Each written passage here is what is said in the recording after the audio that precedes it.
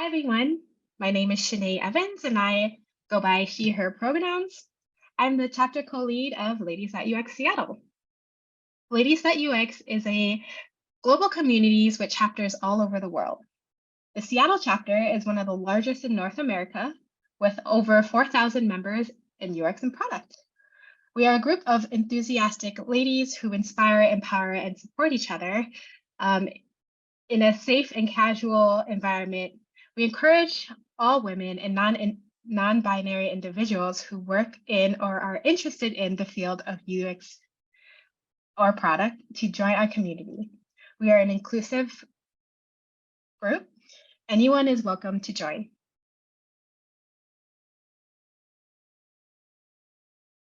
The best way to connect with us is through our Meetup page and our Slack channel. Be the first to receive updates about our in-person and virtual events, connect, and more. We want to offer multiple ways for you to connect with others and support our professional journey.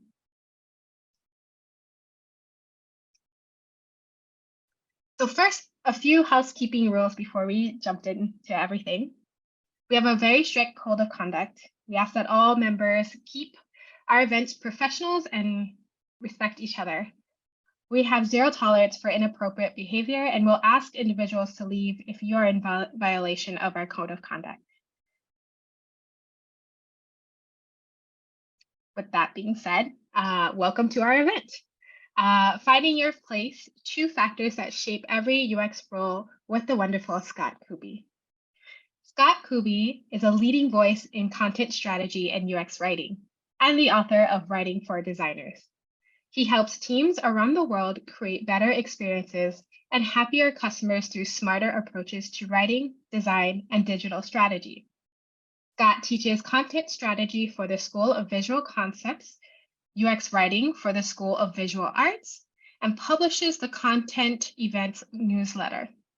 Please join me in welcoming Scott Kubie.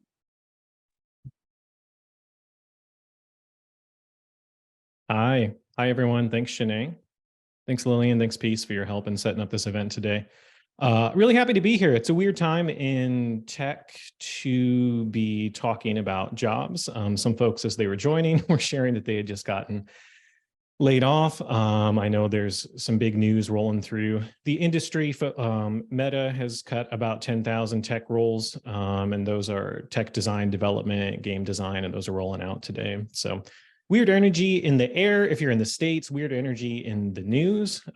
So yeah, I hope everyone's taking care of themselves. And just remember, this is getting recorded. So if you need a break, feel free to step away. But yeah, I'm Scott Kubie. I am in Providence, Rhode Island, which in case anyone here works at Anchor, I don't know if anyone saw this on social media, we're not an island. We're just a regular state connected to the rest of the states, but we do sometimes have trouble getting packages here. So I am at a place in my UX journey. I'll join the icebreaker where I am trying to work as little as possible while maintaining a lifestyle that lets me buy whatever Lego sets I want. That's kind of the primary goal in my career right now. Oh, and go to concerts. That's important as well. So, hey, everyone, very happy everyone is here. I'm a pretty, I do a lot of teaching. So lately I've been in kind of like a classroom professorial kind of mode. So I'm going to try and keep it casual. If there's just like, you got some burning question, I use some acronym that you're not familiar with. It's a bigger room, but it's not a huge group. So feel free to unmute, say hello, ask a question, interrupt me. I will not be offended. I will be glad because I can really get to talking sometimes. I'm going to go through a few different things in this meetup presentation deal. I have a few kind of opening remarks, if you will, 5 points that I want to share that I share with a lot of folks in my career coaching work, which has primarily been on the content strategy, content design, UX content side of the world. So I want to share some of those things, kind of my greatest hits. So if you already follow me online, you can get a coffee while I go through those. But I think they're important context for what's on the tin about 2 factors that are at the heart of every role that you'll have in this industry. And then I have a couple of other exercises, reference points, things that I think might be interesting. We can play with them. I might skip and we'll see what happens. But I'm hoping that we can just kind of go where the wind takes us as we get towards the back half of the hour. So with that, hello, I'm Scott. First point I want to make, I'm going to be talking a lot about different disciplines in design. We're going to be talking about job titles. We're going to be talking about roles. We're going to be talking about skills, all kinds of words flying around. I like to remind folks that everyone, especially the kind of people who do what I do, which is come to groups like this and talk and have opinions. I am an opinionated person. There are things that I think are content design and are not content design. I think there are good and right ways to use these job titles. But that doesn't mean my perspective is authoritative. And in fact, all of this stuff, all of these disciplines, anything that is not, matter, energy, and the endless void of nothingness, like it's all made up. These are all just things that terms that people have come up with to talk to each other about some of this stuff. And so a little sub point under here, and this, I want to just kind of plant this seed for you all for the rest of this presentation, and maybe for the rest of your careers, if this ends up being useful, is what I mean when I say is.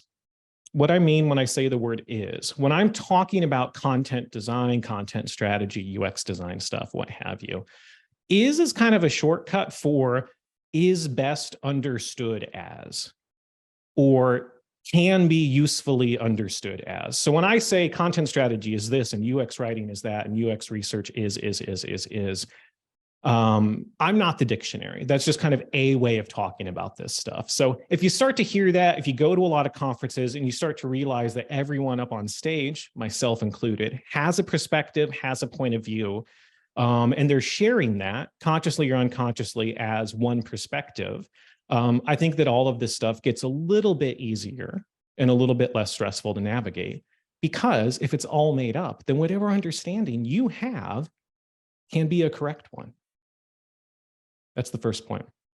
The second one, I end up talking about this a lot. I'd be curious to hear as we get into the conversation how this is for folks on more of the design or research side. I tell you, I got to talk about it all the time with content, which is that job titles, the relationship we have to our employer, if we work for an old school business and they have business cards, it's what goes on, the job is what goes on the business card, right? The role is a set of responsibilities related to the work. And the reason that I have it's supposed to be the emoji for birthday cake. I'm looking at it now and I realized it might have strawberries on it. It looks kind of romantic, but let's call it a birthday cake. So the birthday cake and the bagels. I like to share these because let's say you're a UX designer at a company and there's a big meeting Friday morning, all hands. Your manager asks you to bring the bagels for the meeting. That is a new responsibility you have been handed. At that point, most people do not have an existential career crisis and wonder if they need to change their job title to chef or bagel bringer or like something else related to that piece of work that has been assigned to them.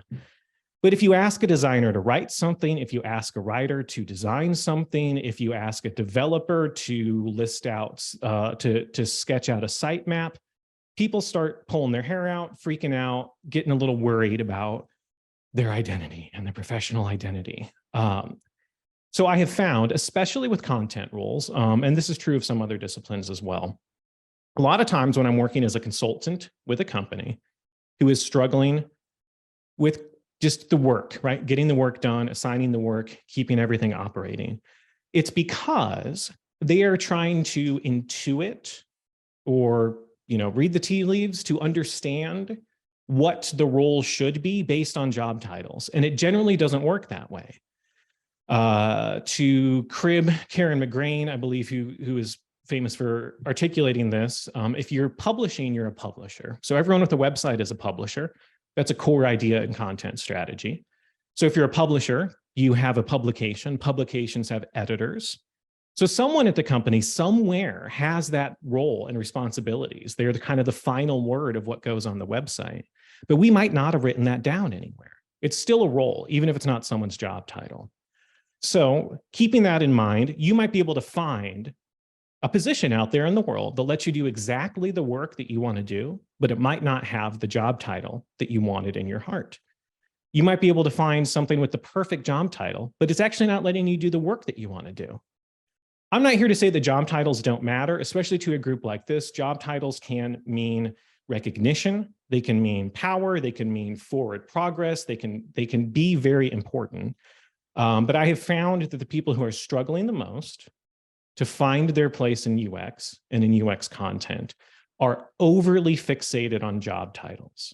And so I like to remind folks that jobs and roles are not the same thing. Another one, maybe more controversial, I think it's worth talking about. In content especially, UX writing is kind of a new idea. Content design, it is an emerging idea. We've had content strategy for a while. It's gone through some changes. And I see a lot of lamentations online that folks can't find entry-level jobs.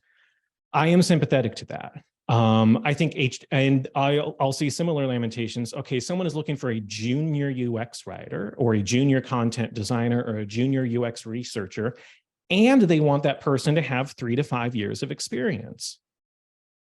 Okay, I know this isn't going to make me any friends, but I have to say it. I think that's normal, and I think that's okay. Some jobs require professional experience, a certain level of skills. I don't think you have to have worked 3 to 5 years as a UX writer to become a UX writer, but you might have to have 3 to 5 years of relevant work experience, or certainly for something like content strategy. I taught a workshop all day once on facilitation skills for content strategists, kind of operating at a senior and up level. And one of the participants, this quote is just burned in my memory. Their takeaway was, it sounds to me like there's no such thing as a junior content strategist.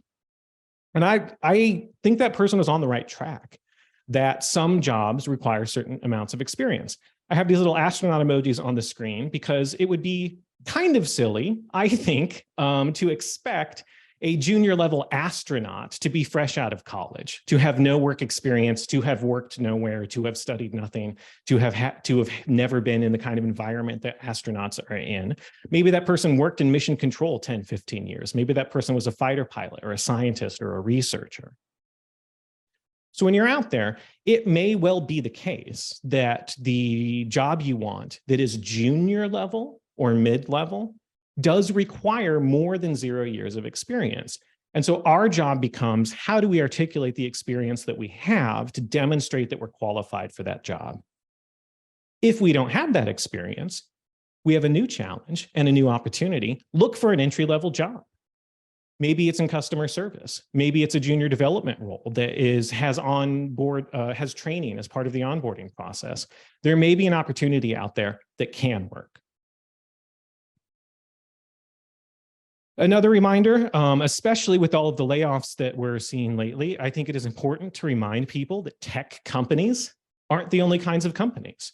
A lot of my work professionally has been with, I would say the majority of my work, over 80% of it has been with not tech companies, traditional enterprises, governments, city, state, local, federal, finance, healthcare, higher education. There are lots of opportunities out there. They might use different vocabulary. That's a challenge. We can work on that. I got laid off from my first job in tech, and I really wanted to stick it out. I'd kind of come on as a marketing person, as a writer. I knew that I was really excited about UX. So I asked a friend, somebody who'd been in the field for a while, out to lunch, or rather he took me out to lunch because I just gotten laid off and I had no money. Thank you, Jeremy. And he gave me some advice, which was, especially in our local market, which was Des Moines, Iowa, small city, small state, not the biggest place to work. He encouraged me to look at business analyst jobs. I'm like, Jeremy, I majored in radio. I've worked in like arts and nonprofits for 5 years. I'm like sort of carving out this tech writing career for myself. And you're telling me to look for business analyst jobs? Like, that sounds like something for dopey dweebs who went to business school. Like, that's not me, right? And he's like, I'm telling you, man, look at the job descriptions and you will find that that's just kind of corporate speak for user experience design. And I looked and he was right. I didn't end up taking those roles, but it was really encouraging at a moment where I needed to feel like all was not hopeless. So there may be jobs out there under different titles that let you do the work you want to do at all kinds of companies. Finally, I would encourage you to expect, embrace, and be proud of the zigzags in your career. I run a program, or at least I've run it a couple of times now, called the Content Career Accelerator. And one of my participants coined this, talking about all the ziggy-zaggy career paths that everyone had been on, and how comforting it was to hear that so many people at all stages of their careers felt like they'd kind of gone here and then over here and then back over here. They were in management, then they were an individual contributor, then they were a leader, then they were back to manager at a different company. They're working in development, they're working in research, they're working in content. That's normal. That's very normal. Especially in my world, content strategy, if you talk to the old timers, especially people who have been doing this 10, 15, 20 years, they've had multiple careers at this point. But if you dig deep enough, you can still find some kind of through line in what they've been interested in sort of the core skills that they have, whether that's writing, editing, facilitation, collaboration, what have you. So a lot of times what we call those soft skills, or other people call soft skills, those really difficult interpersonal skills, are the through line through what can be a very ziggy-zaggy career.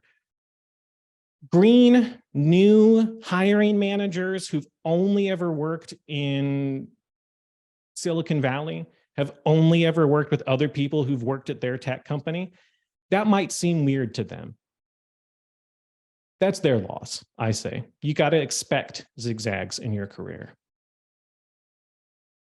Okay. What's next, friends? I can't see. I'm using Miro, so I can't see my preview. Hey, so this is what's on the tin. The 2 factors. This is something I came up with to illustrate that sort of jobs roles thing that I was talking about, because it just ends up coming up a lot and helping people pick and find roles that are interesting to them. So what you're going to see here, and keep in mind, I originally developed this for kind of content roles, so I'm trying it out with a broader UX lens for the first time. So we'll have to see what happens. But what this is 2 factors. Horizontally, it's who you're spending your time with most of the time. Not all of it, not exclusively, but generally, day to day, in a given week, in a given month. Whom are you interfacing with? Are you mostly interacting with what we might think of as design or product stakeholders? UX designers, UX writers, UX researchers, product managers, developers, and so on. Or are we primarily interacting with business stakeholders? Legal, HR, comms, maybe marketing, maybe analytics and business operations, depends on the organization, right? Maybe sales, maybe an executive leadership team. But people who probably don't have a Figma seat in the organization, or maybe they all share one as a department.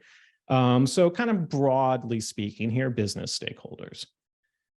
So horizontally, we're thinking about people, and vertically, we're thinking about time, how you're spending your time, or sort of what your focus or what your charge is. Are you spending a lot of time doing writing and design work? I would include research in that kind of category as well, writing, design, research work. Or are you more of an operational management or infrastructure kind of person? And to be clear, I don't necessarily mean leadership up here. You could be, for instance, I have had some peers who are really focused on like a design system or information architecture, taxonomy specialist at a company. And that person's doing a lot of like tooling. They're kind of making stuff behind the scenes that help other people do their jobs well. So to illustrate briefly and to show, to kind of emphasize that job title meaninglessness or confusion there, I'm going to put a couple of mine on here. And then I would love some suggestions from the audience of titles that you've had, or maybe even roles that you're looking at. And we can kind of practice mapping a few of them here, because I think it ends up painting a really interesting picture. So I will start, however. So I once had the job title of UX content strategist. This was at a large simian-themed email marketing company that you've probably heard of. They have a very famous content strategy practice, voice and tone guidelines that you've probably looked at. And this is my job title. I think once I went full-time, I even had a level, which was, what was my level? Staff. So as a staff UX content strategist, I supported 3 or 4 designers at any given time, which means that I was very invested in their design work. I was ultimately responsible for most, if not all, of the final words in the designs that they were doing. So I'm interfacing a lot with design stakeholders, product managers, the engineering team. I went to their ceremonies.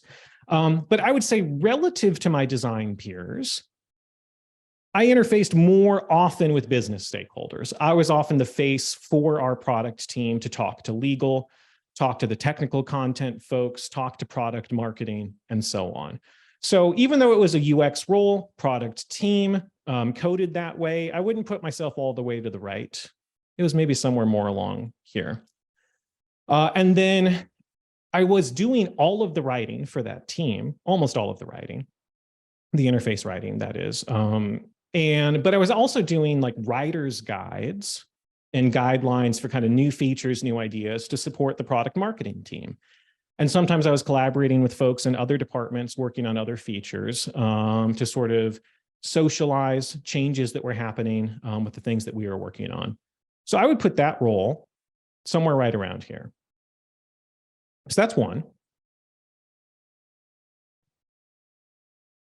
Once upon a time, my job title was lead content strategist. I was working at a consultancy that specialized in content strategy. It was an agency. We had clients, some of those non-tech clients I mentioned earlier, Fortune 500, higher ed, government, and so on. Content strategy in that kind of capacity ends up being a lot of management consulting, a lot of the kinds of works, if you've ever worked with someone from like Accenture or McKinsey, where we're coming in and we're kind of doing big picture digital strategy and operational stuff.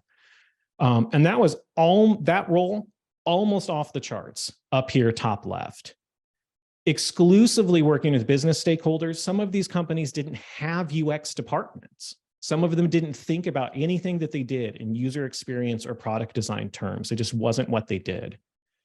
Also, almost exclusively doing operations and strategy level work. I wasn't writing anything for them. I wasn't designing anything for them. I was facilitating, guiding them through the process of making those decisions. So these are 2 really similar job titles. And one more really quick. Let's see. The full official job title at one point, I think, was,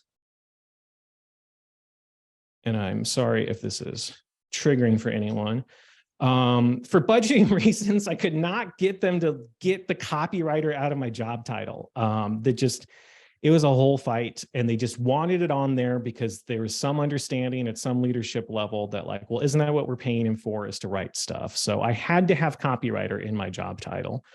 That was at a company with a big UX team, 16, 18, 20 designers. I was supporting all of them I had to take kind of a consultative role. But sorry, keep losing my screen here. Ultimately, I was almost exclusively working with designers, and I was doing a lot of the writing for them. So I would say that role sort of ended up somewhere down here. Now, if you're skimming through job listings on LinkedIn,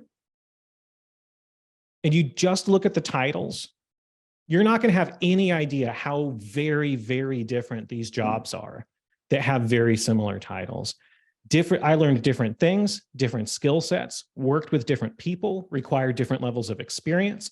This job up left, I'm traveling all the time. This job here on the right, I got to do 100% remotely. This job was entirely during COVID, did it from my apartment.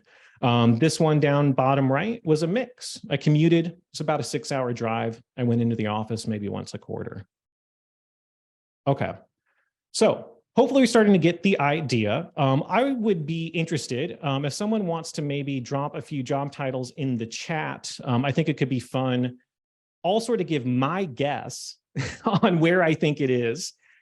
based on the job title. And then I might ask whoever provides it, very kind, if they'd be so kind, to unmute and then tell me how right or wrong I was.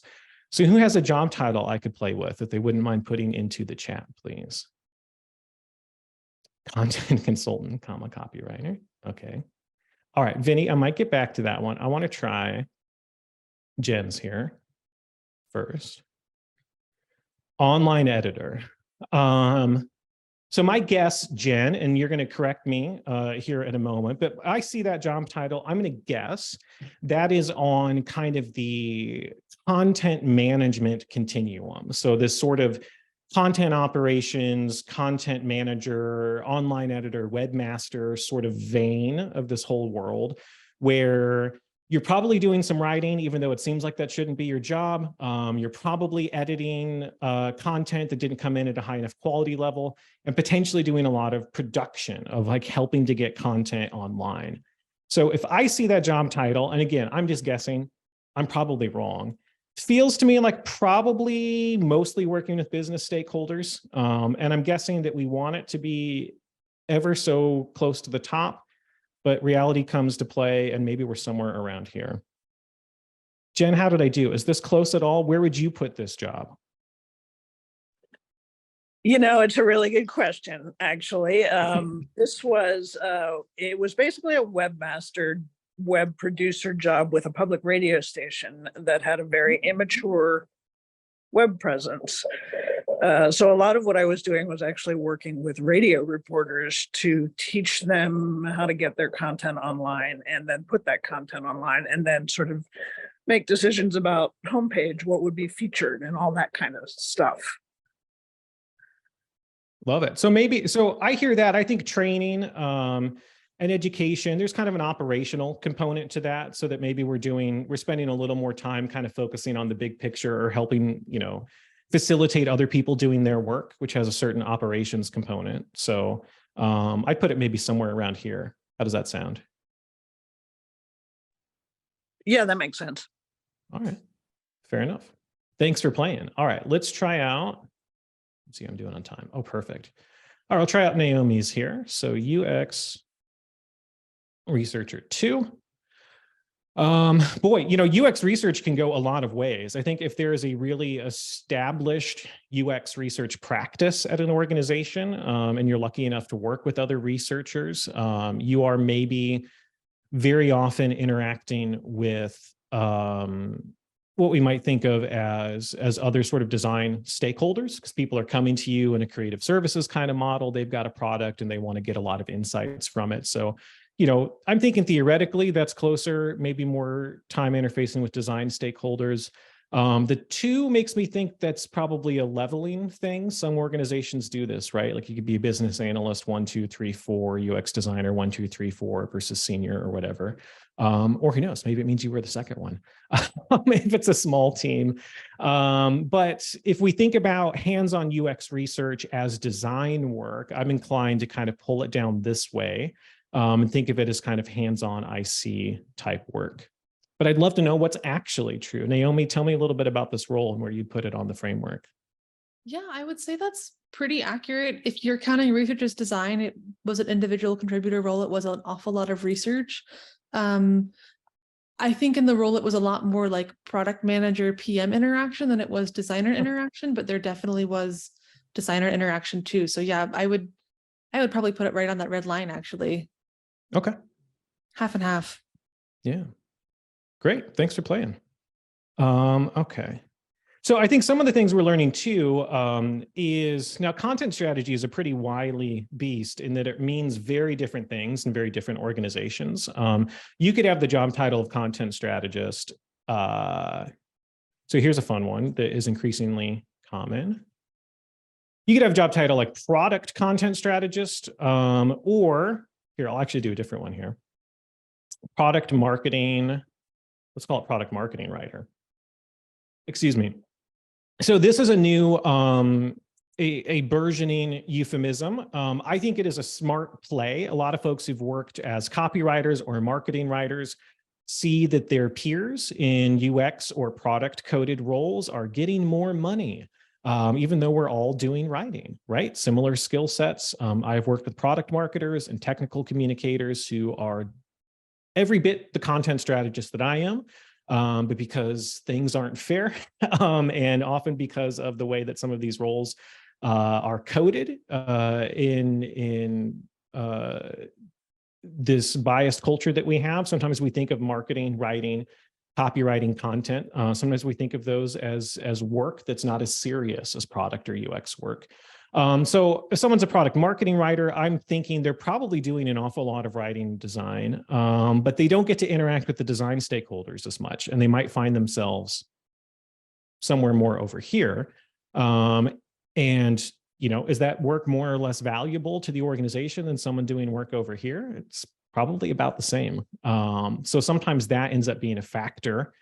Why do they not want to give me this job title? Or why is this role coded in this way? Why is that the team that it's associated with? That's can often be a clue to a certain extent of who you're going to report up to, and how much money you might be able to make at sort of max capacity in that role. So that's something to look at as well.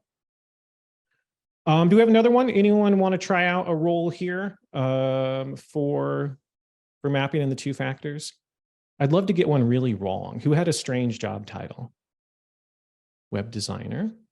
I'll try that one out.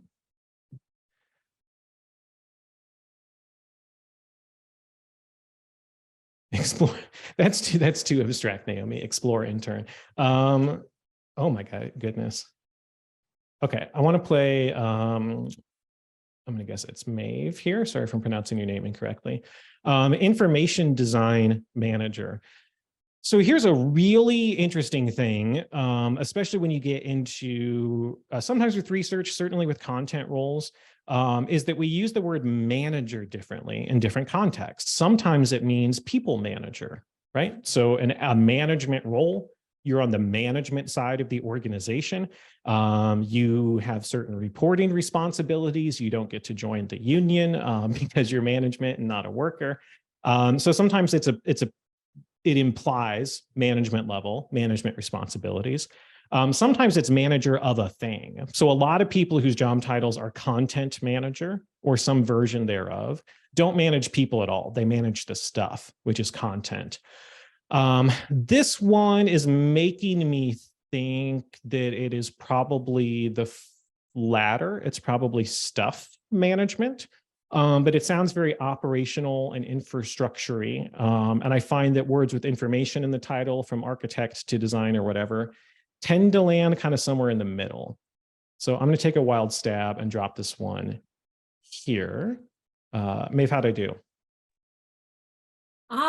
Well, so this role was a consulting role that I held. I designed reporting applications and dashboards, and I managed one designer, working primarily with the development team, but I also had a lot of interaction with the owner of the company, did a lot of project management, a lot of client interfacing, and also led a lot of the kind of company marketing and business. Okay.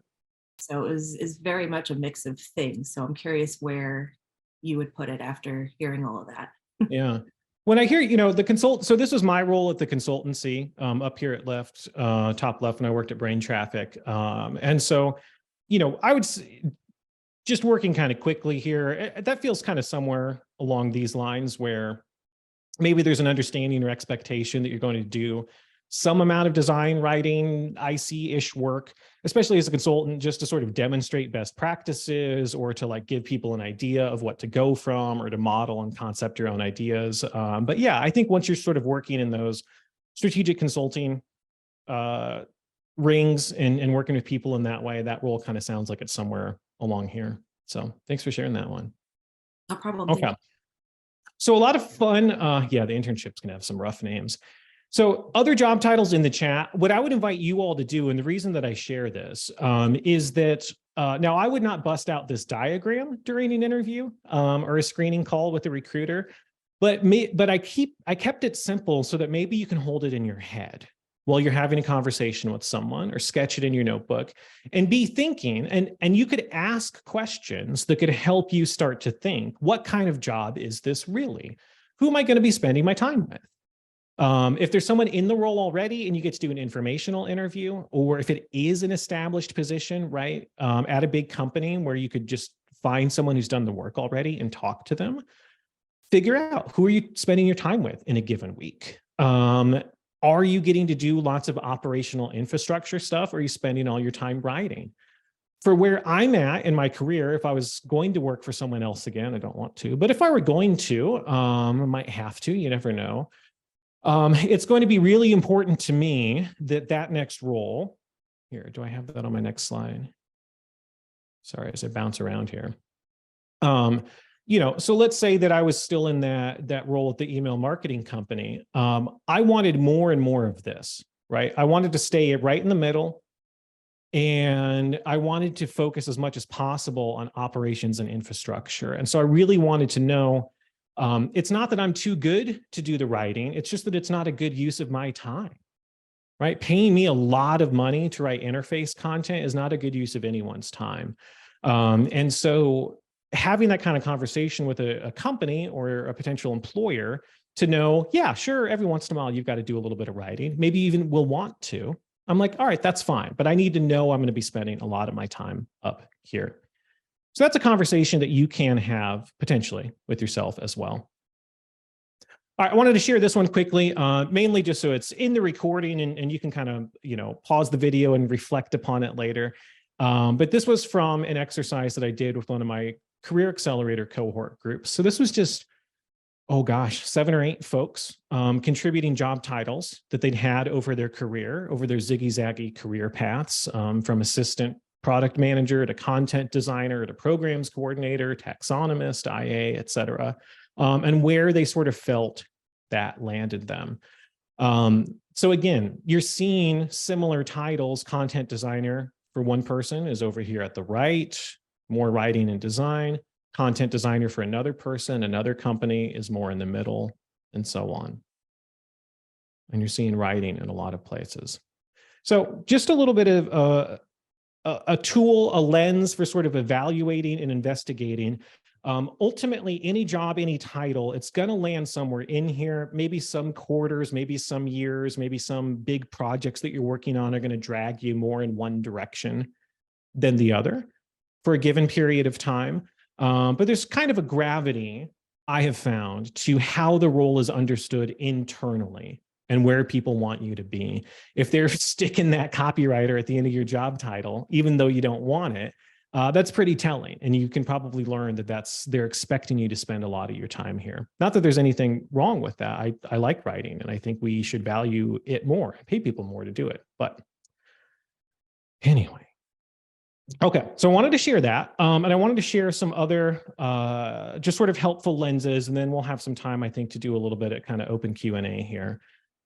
So this one is from a different presentation I've done. It's content focused. These are just my reckons. This isn't research, but it's another way. It's maybe the third factor, I guess you could think, or maybe two more factors, 2 bonus factors, we'll call it. Which is, what kind of role is it? Are you in-house somewhere, right? So full-time, Benny's, you're on the team, you got the business card, you got all the permissions for all the files, or are you an outside consultant or working from an agency?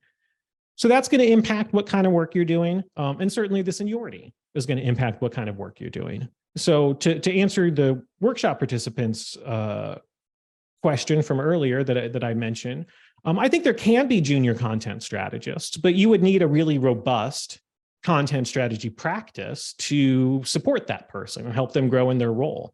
And maybe in that position, they're doing more interviewing. Maybe they're doing content management kind of stuff, building pages in the content management system, maintaining a rolling content inventory.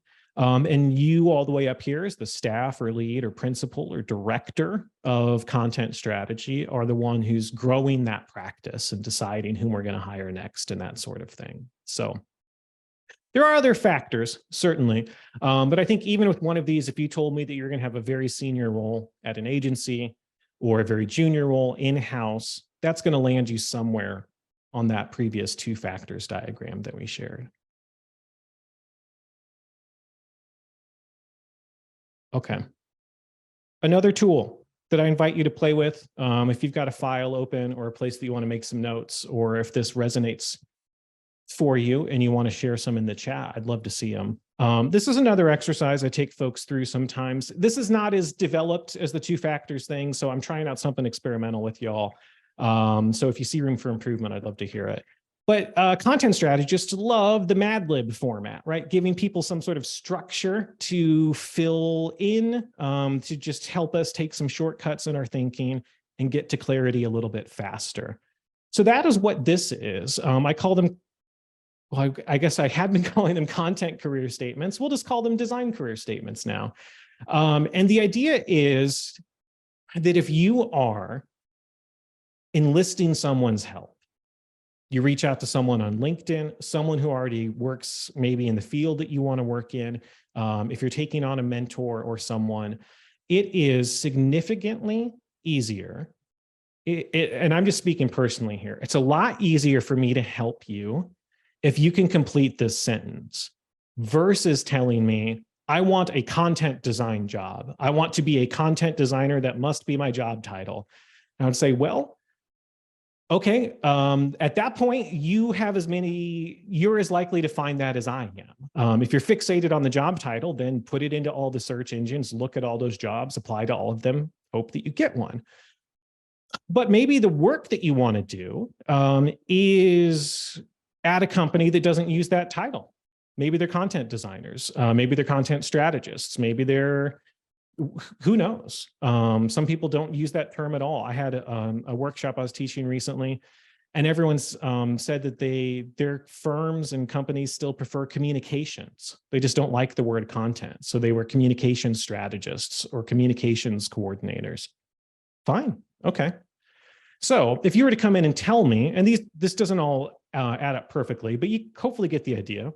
If you were to tell someone, I want to manage the UX design practice at a tech startup on a full-time in-house basis, that's a really clear statement that a recruiter, that a friend, that a mentor could potentially help with, could evaluate your portfolio against, right? Does your portfolio tell a story of someone who's ready to manage the UX design practice at a tech startup on a full-time in-house basis? Maybe it does, maybe it doesn't. Maybe you're towards the beginning of your career. Join is a perfectly good verb. I want to join a content team at an established tech company on a part-time contract. So I'm just getting my feet in the water. I'm trying to transition from marketing more into UX. That's also a really clear statement and is more helpful to someone like me, potentially other people that you might be working with, than I want to be a UX writer. Well, okay, what if the company that I was thinking of just changed all their job titles from UX writing to content design? Do you still want that job? I would think you probably do, but that fixation on the job title ends up being less instructive. I can go back to that in a moment, but just a few that I stitched together for the presentation, right? So I want to manage a content team at a mission-driven organization on a full-time in-house basis. So you share that with me, you share that with a recruiter, someone that you're working with, and they could say, hey, Lillian, got a role for you. It's management level. They have an established content team. It's mission-driven. Here's the mission. But they are really focused on the new website launch right now. So they're actually doing a 6-month contract for the role. Could that work for you? And then at that point, you get to assess, like, boy, that checks a lot of boxes. It's not quite there, but yeah, that seems like an amazing opportunity. Yes, tell me more. I want to support a UX research practice at an established tech company on a full-time contract basis. You might just know your stuff. You like to parachute in, get a change of scenery every 12 to 18 months. No W-2s for me, please. I do all my own taxes and accounting. I got a little agency here. I'm looking for a full-time contract. So this can be a really useful way of just thinking about clearer, deeper articulations of what it is that you are looking for. Because the biggest heartbreaker to me is what I call the path of misery, which is someone gets really excited about something in this field. They get really excited about UX research. They get really excited about content design. And they tell me, Scott, it's so hard. I know I can do this stuff. I've been learning. I'm taking all the workshops. I'm going to all the Ladies at UX events. I'm learning. I've applied to 500 UX writing jobs, and I haven't even gotten an interview. And I will say, okay, we need to pull back a little bit. Let's broaden our perspective. Tell me why you want that title. What is it about it that is interesting to you? How do you want to relate to your team? And by pulling back from the title a little bit, it's often much, much easier for me to help and start to talk to someone about what might be possible for them. So just a fun tool for us to try on. I see some folks in the chat. I appreciate the comments. Who feel it's helpful. Unfortunately, I wish I had an article to link you to. I don't have this publicly yet, but it's in the recording now. So I'm putting it out in the world, and I hope to refine this, and I'd love to hear from folks as you try it out. Okay. Open call. I think we have some time left. Shanae, others, if I'm running over or you need to do some closing housekeeping, please just cut me off. But otherwise, ask me anything. Let's chat. I know a lot of things about writing, content strategy, content design. I know a little bit about indie rock. I've been gluten-free for like 10 years, so I have recommendations in different cities. And I'm on a Star Trek kick lately, so that would also be fun to talk about. What are people curious about? Anything that, that you'd like to chat on? Feel free to unmute and just ask, or drop it in the chat if that's easier for you.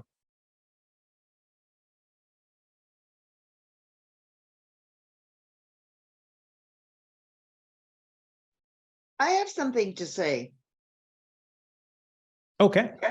You said, and I do agree, the job title means different things. I have a hard time, positioning myself because I get a lot of recruiters contacting me for content strategists, but they actually want a content writer, which I don't do it.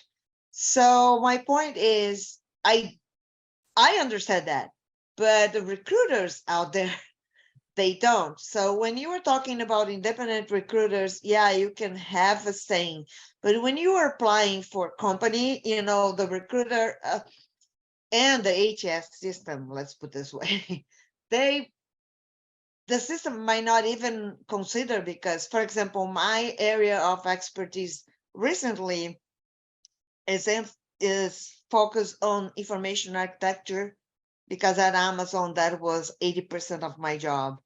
But I don't have that title. Therefore, I am not even, I think that the recruiter that get a handle of my resume immediately think, what is she applying for? Information architecture. She's a content strategist. So how do we go about that? Yeah. Yeah, I appreciate those comments, Marcia, and the question. So I agree that is a challenging thing to navigate. And it's one of the reasons that I share all of this, which is that you are not going to find alignment out there. Different companies are going to think about it in different ways. Recruiters are going to, God bless them, I think most of them mean well. They will misunderstand some of these things. I don't, even between you and I having this conversation, Marcia, I wouldn't want to assume that you and I understand information architecture to be the same thing. We probably do. There's a good chance of that. It's not a guarantee. And so I think that feeling empowered to talk about the work that you did from a roles and responsibilities lens and from a skills lens, that's something that I get into when I work with folks a little bit longer, is an exercise on skill mapping of, in detail, let us list out everything that you've been doing. And when I start people on this exercise, I say, list out some of your skills. And this is very natural. We all do this. You start by listing disciplines. You ask someone, what do you do? They're going to say, well, I do content design. I've done a little bit of UX research. I've done a little bit of this. And I'll say, okay, when you were UX researching, what did you do? I'm like, well, I did UX research. I'm like, great. Did you ever interview anyone? Yes, that was actually a lot of my job. Okay, well, let's put interviewing down. Did you ever run a usability test specifically? Yes. Well, great. Lots of people want UX designers who can do usability tests. Some companies want content designers who can do usability tests because they don't have a UX research function.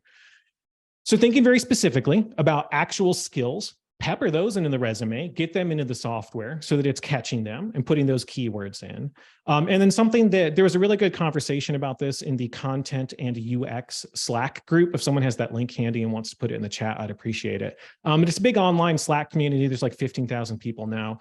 And people are sort of debating the ethics and just the tactic of, should I put, and do I have to put my actual literal legal HR job title in my LinkedIn headline, or can I put what the work really was? So maybe I was a communications coordinator 3, but if I explained that job to anyone else in the field, they would know that that was me being a content designer.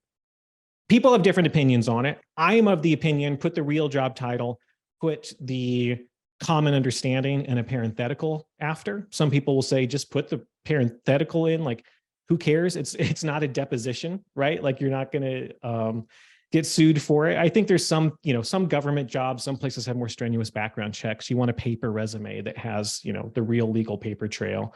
But I would encourage people, if you know what you're doing and talking about, don't do this willy-nilly.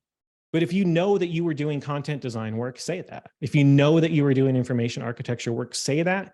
And if it helps skeptical recruiters get over it and put your resume forward, put it in the job title field. Just say that's what you were doing, because you were. Yeah, important conversation. So thanks for that, Marcia. Other thoughts, questions, comments that folks have? Oh, there's one in the chat here. Yes, there's Hannah asks, yeah. What's one mistake you see people make who are new to content design / UX writing roles? Well, I think a mistake that I have made, and this is true of new to UX roles in general, depending on what flavor of practitioner you are, if it's a writer, researcher, designer, you're going to have a certain expertise and orientation that is different than other people in the room. And it can be intimidating working with a new team, working with people who have other different skills and disciplines. And I think, maybe this is more of a masculine urge, I don't know, but I have felt that a unfortunate instinct sometimes is to start to say things like, well, as a content designer, or as a UX writer, or as a UX researcher, because that seems like it gives some sort of authority or authenticity to what you're saying.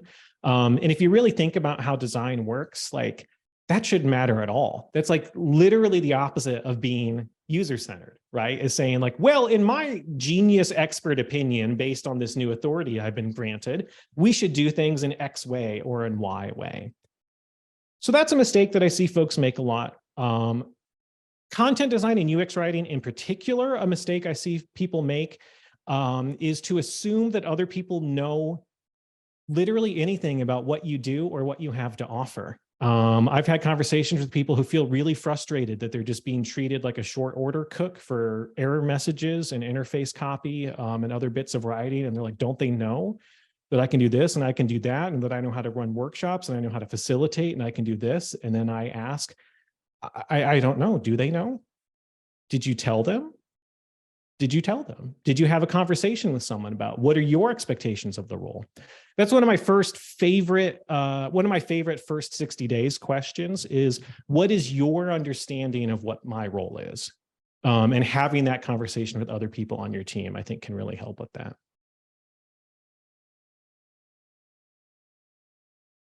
Do we have more questions in the chat? We do. Hey, Julie Christian asks, could you share a little about your zigzag pathway? You mentioned some roles in the first activity, but I'd love to hear a bit about how you navigated jobs versus roles initially. Yeah, thanks, Julie. I don't know how instructive my own path is. I can tell you that I've long had an entrepreneurial streak, so I think that has made my resume very popcorn, very zigzaggy, because I've always sort of, even when I'm not working, right? Like when I get laid off, which has happened twice now. once. I'm forgetting now. I can't remember if I got laid off or I just left. I guess one company went through an acquisition. So, when I'm leaving roles, I've always tried to, I think something that has made it feel not as zigzaggy is I'm never going back to zero. I always have something going on. And so whether that's been my own public speaking career, writing and publishing things online, doing little projects like my newsletter or content events or whatever, having those kinds of things to come back to, I think has helped with it. As far as navigating jobs versus roles initially, I did a lot of hoping and praying, honestly. I mean, some of these lessons that I'm sharing are like, well, I did everything wrong. And now I'm here to hopefully help people find less wrong ways to do things. So I got my start with an app company, a development shop, right? So you would kind of think of them as developers, but they had a UX orientation of the world. And we were all very young and making it up. And so I was the person in there who was young and making it up from a writer's perspective. And then I found my next role at a company called Wolfram Research, and they were hiring, this is way before anyone had uttered the phrase UX writing. They were hiring a user interface writer. So to a certain extent, I got very lucky that a thing I hadn't imagined that was a real job. And I found it out there by looking in all places of the Information Architecture Institute job board, may they rest in peace. So, just I think being very open and that kind of instinct I've long had of like, interesting place, interesting company, interesting title. I studied journalism, that's my background. And so, kind of that investigative instinct of like, let's see what's really going on here, because maybe this will actually be exactly what I want, even though I don't necessarily know what it means. Thanks for the question. We have one more question in the chat, and then we can pivot back to the audience here. So Hannah Vo asks, I see many UX roles require only visual design skills. If I'm interested in the company but not in the role, should I still apply for it?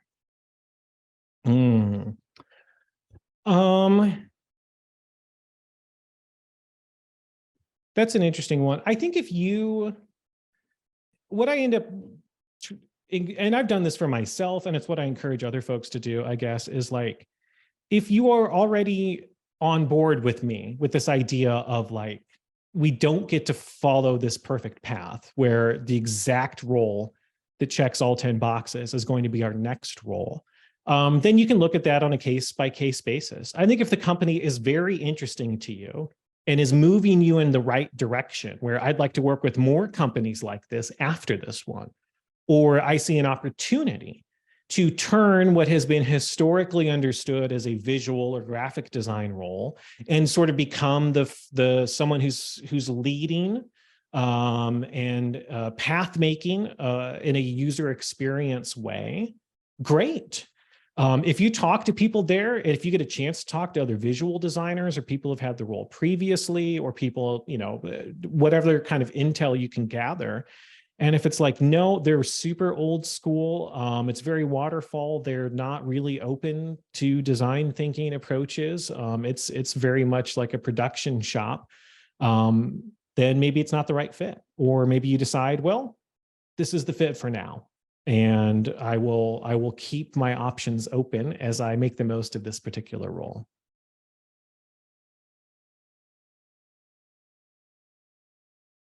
Great question, thanks. All right, I think we're at time. I'll hit stop, share on my screen here. I know if folks have more questions, that's my link on the screen. Kubie.co is my website, .co, not .com. And then on the Kubie.bio.link has my newsletter and other things there. So if you have a question, I like to get them on LinkedIn. So if you want to send me a question on LinkedIn that we didn't get to in the chat, I'll be happy to help. Thanks, everyone.